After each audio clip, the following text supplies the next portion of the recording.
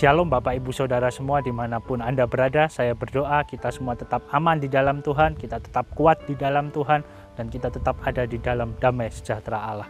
Dan pada hari ini Bapak Ibu Saudara semua, saya ingin berbagi tentang bagian dari firman Tuhan.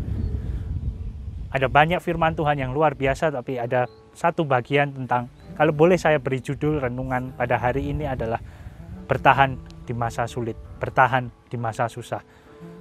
Saya hanya mau berkata bahwa ternyata Alkitab tidak mengajarkan bahwa wah, kalau hidup selalu enak, mengiring Tuhan selalu enak, mengiring Tuhan tidak ada tantangan, mengiring Tuhan itu selalu happy, akan selalu diberkati, segalanya menjadi lebih mudah. Alkitab ternyata tidak mengajarkan seperti itu. Bahkan di Matius yang ke-7 kita baca bersama-sama. Matius yang ke-7 ayat 13 sampai 14. Yesus sendiri berkata, "Masuklah melalui pintu yang sesak itu. Karena lebarlah pintu dan luaslah jalan yang menuju kepada kebinasaan, dan banyak orang yang masuk melaluinya. Karena sesaklah pintu dan sempitlah jalan yang menuju kepada kehidupan, dan sedikit orang yang mendapatinya. Karena sesaklah pintu dan sempitlah jalan yang menuju kepada kehidupan, dan sedikit orang yang mendapatinya." Wow, ini firman yang luar biasa bahwa ternyata kalau engkau mengiring Tuhan, engkau mau sampai kepada kekekalan, engkau mau sampai kepada kehidupan, Tuhan berkata, lewatlah pintu yang sesak itu. Lewatlah pintu yang rasanya nggak enak itu. Lewatlah pintu yang rasanya penuh tekanan itu. Lewatlah pintu yang rasanya nggak enak itu. Tapi Tuhan berkata, tetaplah bertahan di sana. Karena di pintu yang sempit itu, engkau akan bertemu kepada kehidupan. Engkau akan merasakan kemenangan pada akhirnya.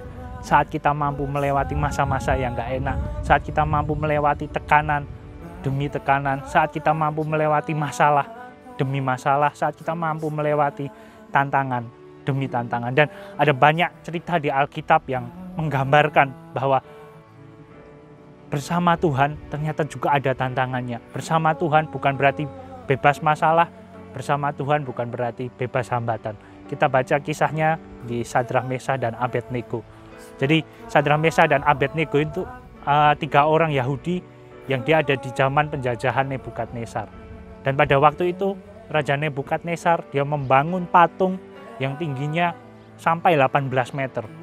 Patung dirinya sendiri. Nebukadnezar membuat patung dan berkata kepada rakyatnya, "Hei kalian harus menyembah kepada patung ini. Jika kalian mendengar bunyi-bunyian, gemerincing, apapun itu yang diisyaratkan, datanglah ke patung itu, sembahlah patung itu, pujalah patung itu." Tapi tiga orang Yahudi ini, Sadrak, Mesakh, dan Abednego, dia tidak mau menyembah kepada patung itu. Dia tidak mau menyembah kepada patung Raja Nebukadnezar. Kemudian apa yang Raja Nebukadnezar lakukan? Dia akan menghukum, karena itu titah seorang raja. Kalau nggak ada yang menuruti titah raja ini, maka harus dihukum. Dan hukumannya dimasukkan ke perapian yang menyala-nyala. Tapi saya senang respon dari Sadrak, Mesakh, dan Abednego. Kita baca bersama-sama di Daniel 3 ayat 16 sampai 18. Daniel 3 ayat 16 sampai 18. Lalu Sadrak, Mesakh, dan Abednego menjawab Raja Nebukadnezar, "Tidak ada gunanya kami memberi jawab kepada Tuanku dalam hal ini. Jika Allah kami yang kami puja sanggup melepaskan kami, maka Ia akan melepaskan kami dari perapian yang menyala-nyala itu dan dari dalam tanganmu, ya Raja. Tetapi seandainya tidak, hendaklah Tuanku mengetahui, ya Raja, bahwa kami tidak akan memuja dewa Tuanku dan tidak akan menyembah patung emas yang Tuanku dirikan itu." Wow. Sadrak, Mesakh, Abednego saat dia ditantang, saat dia ada di tengah masalah, dia tidak berfokus pada kekuatannya sendiri. Karena jika Sadrak, Mesakh, Abednego dia berfokus pada kekuatannya sendiri, mereka pasti akan menyerah. Mereka pasti akan kalah, mereka pasti akan, ya udahlah aku nyembah aja daripada aku mati. Tapi saat Sadrak, Mesakh, dan Abednego menghadapi tantangan, dia berkata, "Aku tetap mau fokus sama Tuhanku. Aku percaya Tuhanku mampu melepaskan aku. Aku percaya Tuhanku mampu melepaskan aku. Tapi jika Tuhanku nggak mampu melepaskan aku tetap akan menyembah kepada Tuhan." Di tengah tantangan pandemi seperti ini, di tengah situasi yang tidak menentu seperti ini, Mari kita memiliki respon seperti Sadrah, Mesah, dan Abednego. Aku percaya Tuhanku mampu melepaskan aku dari pandemi ini. Aku percaya Tuhanku mampu membuat aku terbebas dari pandemi ini. Tapi jika Tuhanku tidak mampu melepaskan aku dari pandemi ini, jika Tuhanku tidak mau melepaskan aku dari pandemi ini, aku akan tetap menyembah kepada Tuhanku. Aku akan tetap beribadah kepada Tuhanku. Oleh sebab itu Bapak Ibu Saudara semua, kita tahu pada akhirnya Sadrah, Mesah, dan Abednego dia tidak jadi mati, dia diselamatkan dan dia dimasukkan ke dapur api, tapi dia tidak terbakar sama sekali. Nah, ini kisah yang menarik di tengah-tengah masa sulit seperti ini. Pilihlah Tuhan, walaupun rasanya jalannya sempit, walaupun rasanya penuh tekanan, jangan pernah lepaskan Tuhan.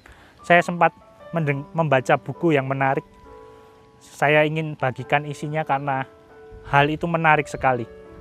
Hal itu yang menjadi inspirasi saya menghadapi banyak tekanan. Untuk menaikkan nilai kita sebagai manusia, ternyata kuncinya satu, tantangan. Kenapa seperti itu? Kalau kita tahu ya, jeruk, buah jeruk, itu kalau dijual sekilo, itu mungkin harganya 10.000, 15.000 sekilo. Sekilo kan isinya bisa banyak itu buah jeruk sekilo. Tapi jika buah jeruk itu diperas, jika buah jeruk itu ditekan, jika buah jeruk itu diberi tekanan dan menghasilkan jus jeruk, satu gelas harganya bisa puluhan ribu, bahkan mungkin saya pernah makan, saya kaget mau bayar jus jeruk harganya 55.000 belum pajak. Bayangkan buah jeruk yang seperti itu harganya akan lebih murah dibandingkan jus jeruk. Jus jeruk harganya lebih tinggi. Apa yang membedakan jus jeruk dan buah jeruk? Tekanan yang diterima si jeruk ini, tekanan yang diterima si buah ini. Saat buah ini ditekan, saat buah ini ada masalah dan dia mampu bertahan, dia mampu mengeluarkan sari-sari buah yang luar biasa di tengah tekanan, dia menang dan dalam tanda kutip harganya naik. Oleh sebab itu Bapak Ibu Saudara semua, sebagai orang Kristen, Alkitab juga tidak mengajarkan hidup yang penuh berkat selalu, hidup yang bebas dari masalah, tapi Alkitab juga mengajarkan hidup yang ada tantangannya, hidup penuh tantangan. Tapi Bapak Ibu Saudara semua, hadapi tantangan itu, jadilah pemenang, dan saat nanti pandemi ini selesai, saat tantangan ini berakhir, saya berharap kita naik di level yang berikutnya.